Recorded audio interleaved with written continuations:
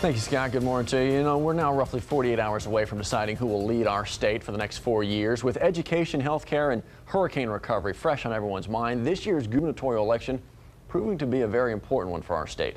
All this week, we've been talking with the major candidates and contenders running for governor. All the interviews were taped and they are unedited. We continue this morning with Republican Bobby Jindal. Joining us now, Congressman Bobby Jindal. Good to see you this morning, sir. Thank you so much. Good morning. Thank you for having me. Well, obviously, folks know this is your first run for the governor's office, but why now? Why is this the time for Louisiana to elect Bobby Jindal as governor? You know, when I travel the state, I get the sense there's a nervous optimism about the future of Louisiana. There's an optimism that we can do better. No reason for our young people to be leaving home to pursue their dreams. There's an anxiety, though, if we don't get it right now, it's not going to happen. The reason I want people to vote for Bobby Jindal is I'm the candidate that will bring about change. I'm the candidate that's talked about making as my first priority changing the ethics laws to set the gold standard for ethics, cracking down on corruption here in Louisiana. We've got a detailed plan on economic development to get rid of taxes, provide the workforce training to fill those jobs here in Louisiana. We've talked about, we've got a plan to dedicate our existing gasoline taxes, vehicle fees to roads, doubling what we spend on roads without raising taxes. So we're offering detailed plans, we're offering change. I think the voters are ready. I remember the bumper stickers that said, with the last person leaving Baton Rouge, please turn the lights out.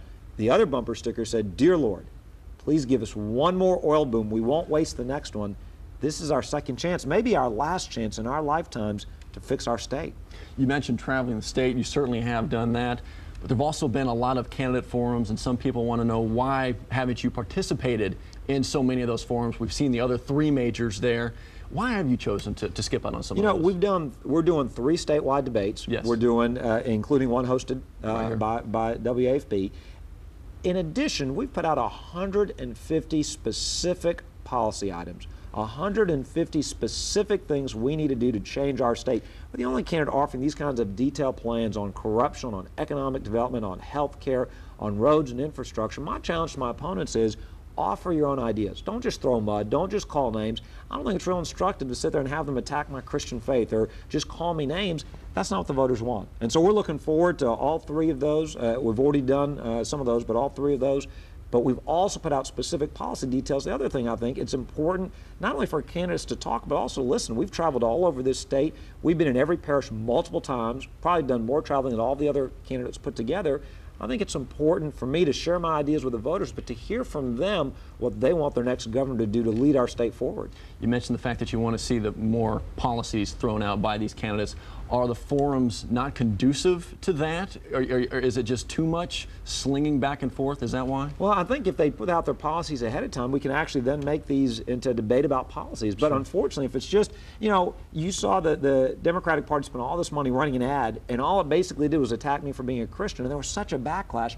How in the world does that tell a voter anything they need to know about this governor's race? Now, I was proud of the backlash. I was proud of the voters, you know, the several different denominations, Southern Baptist Conference, evangelicals, Lutherans, Methodists, Pentecostals, ministers from all different denominations denounced the ad. National Democratic group affiliated with the party denounced the ad, saying, one, the ads weren't true. Secondly, it was inappropriate to attack me for being a Christian. And third, it had nothing to do with the election. That's the kind of stuff I think voters are getting tired of. By the way, I don't think it was any coincidence the week I was ahead in the polls, the week I released my ethics chapter, that happened to be that week that that ad came out. That's not a coincidence. You know, that's, look, we're ahead in the polls. We've been endorsed by all these groups, but let's make no mistake about it. The hogs at the trough don't want change. And that sound you hear, that's the squealing you're going to hear when you push them out of the way. It's no coincidence we got some of the weakest ethics laws in the country. It's no coincidence we are second worst as a place to do business. No coincidence we're worse when it comes to health outcomes. The hogs at the trough don't want change. They like the status quo. They're putting money in their own pockets. We need to change that. We need to take our state back. This is our chance to do it in our lifetimes. If we don't do it now, we won't get this chance again. You mentioned the faith issue, and that's become something I know that you don't want that to overshadow the bigger pictures of this. Are you afraid that a lot of folks may be just too focused on it?